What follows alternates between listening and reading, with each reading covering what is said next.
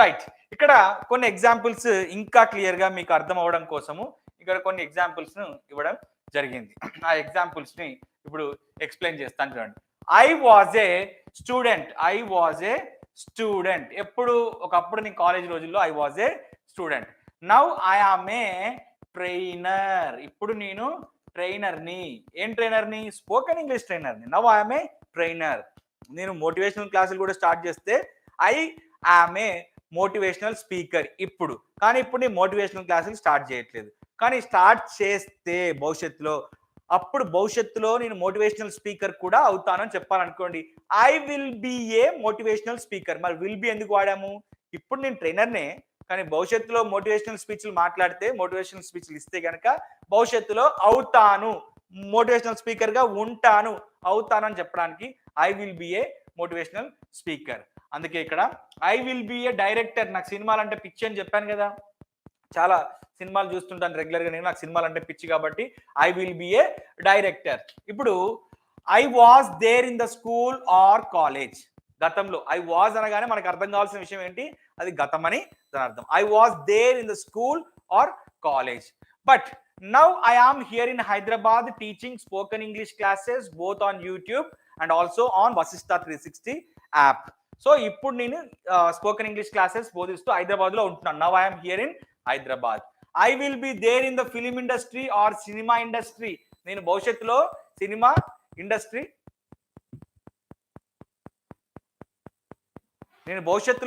Cinema ఇండస్ట్రీలో ఉంటాను అని చెప్పాలనుకోండి. I will be there in the cinema industry. I will be there in the film industry. నేను యాక్టివ్గా ఉండేవాడిని లేదా చాలా తుంటరి పిల్లవాడిని అని చెప్పాలనుకోండి. I was naughty.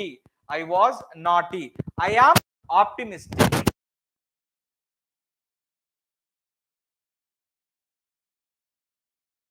లైఫ్ లో ఎలాంటి సమస్య వచ్చినా కూడా చాలా ఆశావాహ దృక్పథంతో ఉంటానని చెప్పాలనుకోండి.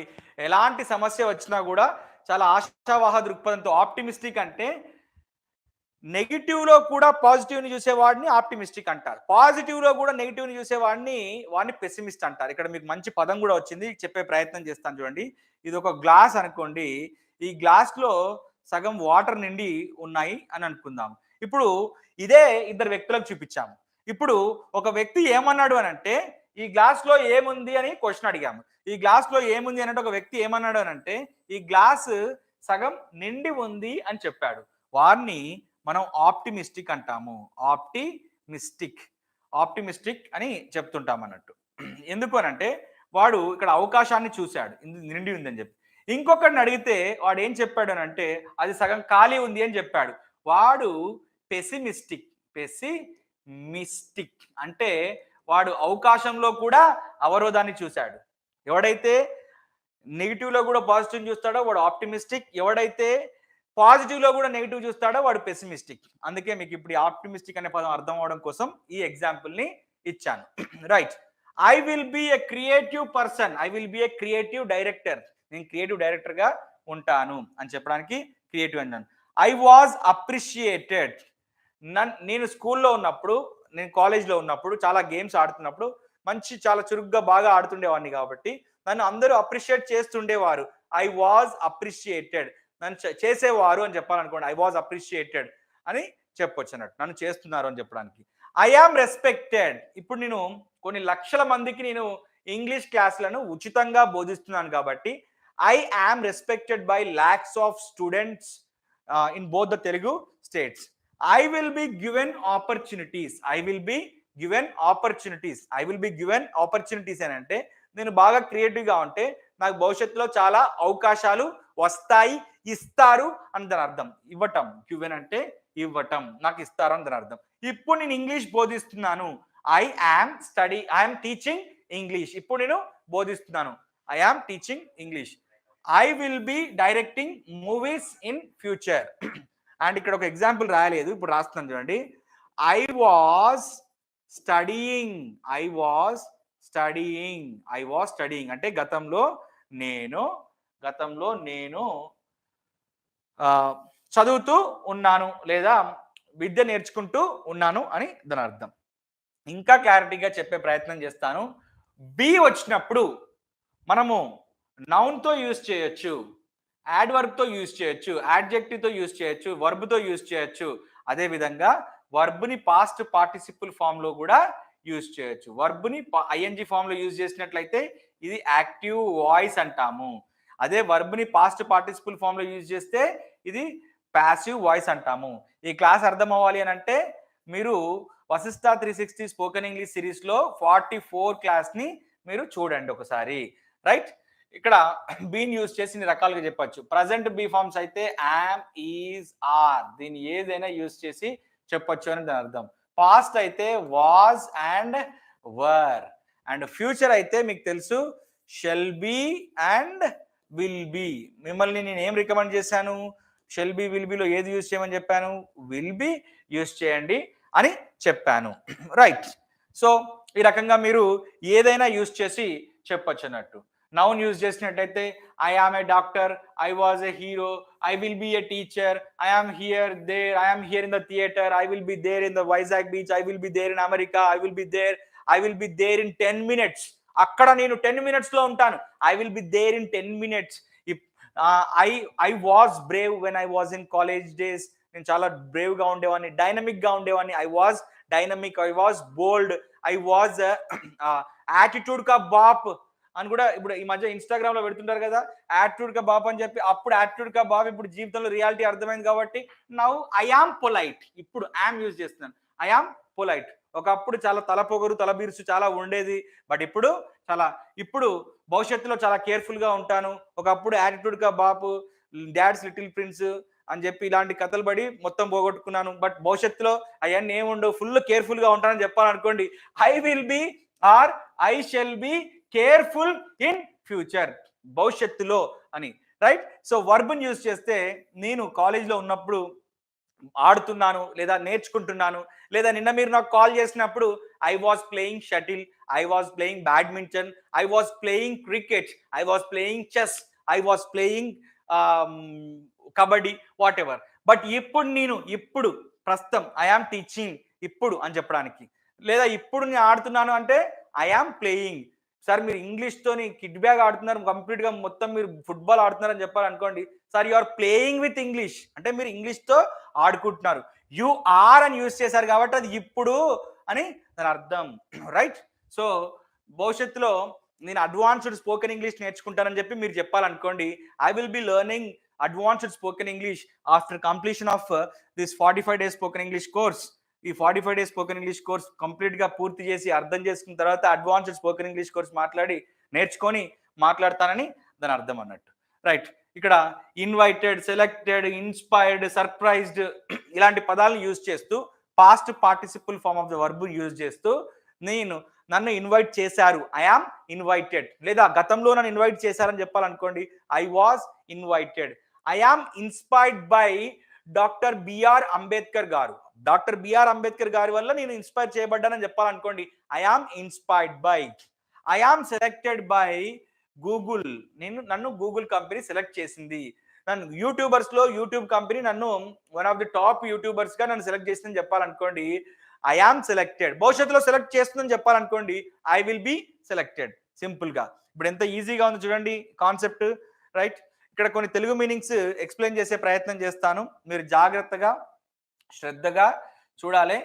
ఈ కలర్ చాలా ఇంపార్టెంట్ కలర్. ఇది కెన్ అంటే మీకు తెలుసు ఏంటది, చేయగలను. మరి బి అంటే ఏంటి? బి అంటే ఉండుట.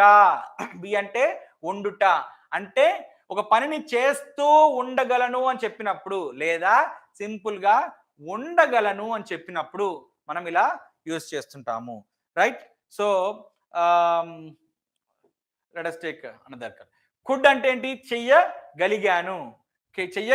బి అంటే ఏంటి? ఉండుట అంటే ఉండగలిగాను. ఇది పాస్ట్ గురించి చెప్తుంది. రైట్, ఇప్పుడు మే అండ్ మైట్ రెండు ఒకటే మీనింగ్ ఇస్తాయి. ఒక పని జరిగితే జరగవచ్చు, చేస్తే చేయవచ్చు. అండ్ బి అంటే ఉండుట అంటే ఉండొచ్చు, ఉంటే ఉండొచ్చు అనే సందర్భంలో రెండిటికి కూడా ఉండొచ్చు అనే అర్థం ఇస్తుంది. ఒకవేళ వీటి అర్థాలు మీకు కావాలి అని అంటే మన Vashishta 360 spoken English book open చేసి మీరు 216 పేజీలో చూడొచ్చు. మీకు ఇక్కడ కనిపించదు. కెమెరా కొంచెం దూరంగా ఉంది కాబట్టి. అండ్ 218 పేజీలో కూడా ఉన్నాయి. సార్ బుక్ లేకుంటే అర్థం కాదా అని అంటే, జీవితంలో ఎన్నో చేస్తున్నారు. బుక్ ఉంటే ఈజీగా ఉంటుంది. ఇక్కడ ఒక స్ట్రక్చరు, ఫార్మాటు దీనికి సంబంధించినటువంటి విషయాలన్నీ ఉన్నాయి కాబట్టి బుక్ చేతిలో ఉంటే బాగుంటుంది. డ్రైవింగ్ వచ్చు కానీ కార్ లేదు, బండి లేదన్నట్టు బుక్ లేకుంటే అది పరిస్థితి ఉంటుంది. సో షుడ్ అంటే చేయాలి, బి అంటే ఉండాలి. సింపుల్గా చేస్తూ ఉండాలి అని చెప్పే సందర్భంలో మనము ఇలా చెప్తుంటాం అన్నట్టు. ఉండాలి, షుడ్ బి, రైట్. నేను ఒక బాధ్యతాయుతమైనటువంటి పౌరుడిగా ఉండాలి అని చెప్పాలనుకోండి, I should be a responsible citizen అని చెప్పాలి. I should be a responsible citizen. నేను బాధ్యతాయుతమైనటువంటి పౌరుడిగా ఉండాలి అని చెప్పడానికి. తప్పకుండా ఉండాలి అని అంటే మస్ట్ బి. వుడ్ బి అంటే ఒకప్పుడు ఉండేవాడిని అని దాని అర్థం. అండ్ ఇంకో అర్థం కూడా వస్తుంది, భవిష్యత్తులో ఉంటాను. ఎప్పుడైనా మీరు చూసారా సినిమాల్లో కానీ, ఎక్కడైనా సీరియల్స్లో కానీ, ఎక్కడైనా బయట ఎవరైనా మాట్లాడినప్పుడు he is my would be అంటారు. He is my would be అంటే ఏంటి? వుడ్ బి అంటే కాబోయే వాడు. She is my would be fiancee అంటే, she is my would be అంటే ఏంటి? ఆమె నాకు కాబోయే అమ్మాయి అని, అంటే నాకు కాబోయే భార్య అని అర్థం. He is my would be అంటే అతను నాకు కాబోయే భర్త. అంటే ఈ వుడ్ బిని పాస్ట్ లో కూడా యూజ్ చేయొచ్చు, ఒకప్పుడు చేస్తూ ఉండేవాడిని అని చెప్పి భవిష్యత్తులో కూడా, ఫ్యూచర్లో కూడా యూజ్ చేయొచ్చు. ఉంటాను భవిష్యత్తులో అనే సందర్భంలో. Right, hope you understood well. Next have been. ఇక్కడ చూడండి, have been. Right, have been అంటే ఏం లేదు. ఇక్కడ తెలుగు మీనింగ్ కొంచెం తేడా అయింది. ఇక్కడ చూడండి. రైట్, నేను ఇక్కడ దాన్ని రెక్టిఫై చేసే ప్రయత్నం చేస్తాను. ఇది హ్యాస్ బీన్, ఇది హెచ్ఏఎస్, ఇది డి. రైట్, ఇది డి, హెచ్ఏడి, ఇది హ్యాడ్ బీన్. రైట్, మీకు తెలిసిన విషయమే కదా. హ్యావ్ బీన్, హ్యాస్ బీన్ ఎక్కడ యూజ్ చేయాలి? ఇంతకుముందు పవన్ కళ్యాణ్ గారి గురించి చెప్పాను మీకు. రైట్, ఆ పవన్ కళ్యాణ్ గారి గురించి చెప్పినప్పుడు గతంలో ఆయన సినిమాల్లో యాక్ట్ చేస్తున్నాడు, he was acting in movies. ఇప్పుడు రాజకీయాల్లో ఉన్నాడు, హీ ఈజ్ ఇన్ పాలిటిక్స్. కానీ గతం నుండి ఇప్పటి వరకు అతను సినిమాల్లో నటిస్తూ ఉన్నాడు. వాస్తవమే కదా. మరి అప్పుడు ఏం చేయాలి అని అంటే, he has been acting in movies. He has been అంటే గతంలో కొంతకాలం నుండి ఇప్పటి వరకు అన్నట్టు. ఇక్కడ కొంచెం మీనింగ్ పడలేదు సరిగ్గా. మీరు బుక్ లో చూడండి, 216, 218 పేజీలో ఉంటుంది. అంటే ఒక పని సింపుల్ గా చెప్పాలి అని అంటే, ఎక్కడ రాయాలి, ఇక్కడ ప్లేస్ లేదు. సింపుల్ గా ఇక్కడ రాస్తున్నాను, మళ్ళీ దీన్ని ఇరేజ్ చేస్తాను చూడండి. అంటే ఒక పని పాస్ట్ లో స్టార్ట్ అయింది, ప్రజెంట్ లో కూడా జరుగుతుంది ఆ పని. అంటే ప్రజెంట్ కూడా జరుగుతుంది. సింపుల్ గా పాస్ట్ లోనే ఉంటే వాజ్ వర్, ప్రజెంట్ లోనే ఉంటే యామ్ ఈజ్ ఆర్. మరి పాస్ట్ నుండి కూడా ఇంకా కొనసాగుతుందని చెప్పడానికి హ్యావ్ బీన్, హ్యాస్ బీన్ ని ఇలా ఈ రకంగా యూజ్ చేస్తూ ఉంటాం.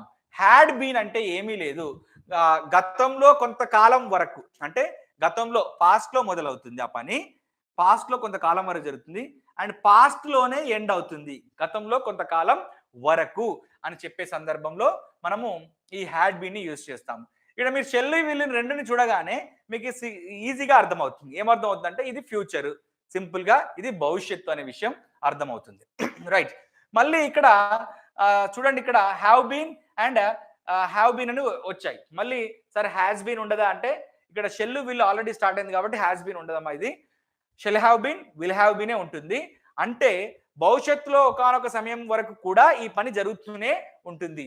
భవిష్యత్తులో కూడా ఈ పని జరుగుతూనే ఉంటుంది. ఉంటాను, ఉంటాడు, ఉంటాడు, ఉంటది అని చెప్పడానికి ఇలా ఉంటాను అంటే నా గురించి అని చెప్పడానికి ఉంటానని రాశాను.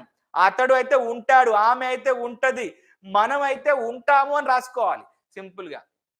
రైట్, షుడ్ అంటే తెలుసు, చెయ్యాలి, ఉండాలి. షుడ్ హ్యావ్ బీన్ అంటే ఇది చాలా పెక్యులర్ సిచ్యువేషన్. అది ఏంటి అని అంటే, ఒక పని చెయ్యలేదు, ఒక పని జరగలేదు, బట్ అరరే అలా జరిగి ఉంటే బాగుండేది అని ఒక పశ్చాత్తాపంతో, ఒక రిగ్రెట్ తో అప్పుడు చెప్తున్నాం అన్నట్టు.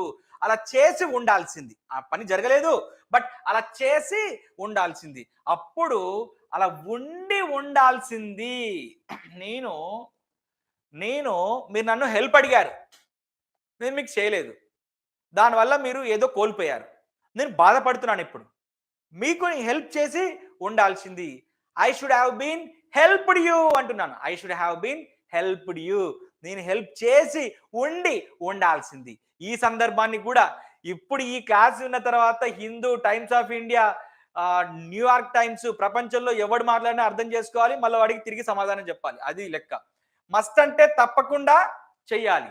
మరి హ్యావ్ బీన్ అంటే ఇంతకుముందు చెప్పినట్టుగానే షుడ్ హ్యావ్ బీన్ లాగా ఇది సేమ్ రిగ్రెట్తో ఇంకా స్ట్రాంగ్గా, ఇంకా స్ట్రెస్ చేసి, ఇంకా నొక్కి తప్పకుండా చేసి ఉండాల్సింది అని చెప్పే సందర్భంలో తప్పకుండా చెప్పి లేదా చేసి లేదా అలా ఉండాల్సింది అనే సందర్భంలో యూజ్ చేస్తాం. మే అండ్ మైట్ అంటే ఉండొచ్చు, జరిగితే జరగవచ్చు, చేస్తే చేయొచ్చు, రైట్. సో ఇప్పుడు ఈ may have been, might have been అంటే ఏంటి అని అంటే ఉండొచ్చు, నేను మిమ్మల్ని ఎక్కడనో చూసి ఉండొచ్చు.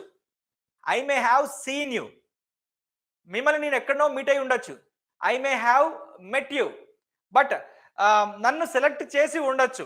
I may have been selected, నేను మిమ్మల్ని ఇన్స్పైర్ చేసి ఉండొచ్చు. You may have been inspired by me, you may have been, నేను మిమ్మల్ని ఇన్స్పైర్ చేసి ఉండొచ్చు. You may have been inspired. Would be అంటే ఆల్రెడీ క్లియర్గా చెప్పాను. వుడ్ బి అంటే కాబోయే, అండ్ వుడ్ బిని పాస్ట్ లో కూడా యూజ్ చేయొచ్చు అని చెప్పాను కదా. ఒకప్పుడు అని చెప్పి, ఒకప్పుడు ఉండేవాడిని, ఉండేవాళ్ళము, ఉండేవాడు, ఉండేది అని చెప్పినప్పుడు కూడా యూజ్ చేయొచ్చు. అంటే ఐ వుడ్ హ్యావ్ బీన్ ఉండేవాడిని అనే సందర్భం. ఫర్ ఎగ్జాంపుల్ ఇది ఒక ఇమాజినరీ సిచ్యువేషన్ అన్నట్టు. మీరు నన్ను మీ ఫంక్షన్కి లేదా మీ పార్టీకి ఇన్వైట్ చేసి ఉంటే నేను వచ్చి ఉండేవాడిని, హాజరై ఉండేవాడిని అని చెప్పాలనుకోండి. If you had invited me, I would have attended అంటే హాజరై ఉండేవాడిని. ఐ వుడ్ హ్యావ్, నేను అక్కడ ఉండేవాడిని మీతో. మీరు అందరు కలిసి గోవాకి టూర్ వేసుకున్నారు ప్లాన్ వేసి, నన్ను మాత్రం స్కిప్ చేశారు. ఇప్పుడు మీరు అక్కడ నుంచి ఫోన్ చేసి మీరు లేని లోటు కనిపిస్తున్నారు అంటున్నారు. అప్పుడు నేను అంటున్నాను, if you had informed me just one time, ఒక్కసారి ఇన్ఫార్మ్ చేస్తుంటే I would have been there అంటే నేను అక్కడికి వచ్చి ఉండేవాడిని. I would have been there, I would have come over there, I would have attended, I would have been along with you, మీతో ఉండేవాడిని. Could అంటే చెయ్యగలిగాను, పాస్ట్ లోనే ఒక సామర్థ్యం గురించి కుడ్ చెప్తుంది కదా. మరి కుడ్ హ్యావ్ బీన్ అంటే కూడా ఇది కూడా ఒక ఇమాజినరీ సిచ్యువేషన్. ఈ రెండింటిని ఒకేలాగా యూజ్ చేయొచ్చు. ఎలా అంటే నాకు ఒక మంచి అవకాశం వచ్చి ఉంటే నేను ఒక గొప్ప సినిమా డైరెక్టర్ని అయ్యి ఉండగలిగే వాడిని అని చెప్పాలనుకోండి. If I had got an opportunity, I could have become a director, లేదా I could have been a director, లేదా నేను ఒక డైరెక్టర్ గా సెలెక్ట్ అయ్యి ఉండేవాడిని, లేదా ఒక నేషనల్ ప్లేయర్ గా సెలెక్ట్ అయ్యి ఉండేవాడిని చెప్పాలనుకోండి. I could have been selected for nationals, I could have been selected for Indian cricket team. అంటే ఆ ఇమాజినరీ సిచ్యువేషన్ జరగలేదు, బట్ ఆ ఇమాజినరీ సిచ్యువేషన్ ని ఇఫ్ తో చెప్తున్నాం అన్నట్టు. If they had selected me, ఆల్ నన్ను సెలెక్ట్ చేస్తుంటే I could have been represented India అంటే ఇండియాకి ప్రాతినిధ్యం వహిస్తూ ఉండగలిగి ఉండేవాడిని. Exact meaning. సార్ ఇవన్నీ మొత్తం కన్ఫ్యూజన్ గా ఉన్నాయనంటే ఏది ఒక్కసారి రాదు. ఏదైనా కానీ మనం స్ట్రాంగ్ గా బిలీవ్ చేయాల్సిన అంశం ఏంటి అని అంటే slow and steady wins the race and consistency చాలా ఇంపార్టెంట్. ఎలా అంటే ఒకే రోజు నేను 10 గంటలు జిమ్ చేస్తా అంటే కండలు పెరగవు, కానీ రోజు గంట సేపు చేస్తా అంటే 10 రోజుల తర్వాత మనకి ఒక షేప్ కనిపిస్తుంది. కండలు పెరగకపోయినా ఒక షేప్ కనిపిస్తుంది. ఇంగ్లీష్ కూడా అలాంటిదే. రోజు ఒక అరగంట నేను నేర్చుకుంటాను అనే సిద్ధాంతంతో మీరు వెళ్ళాలి.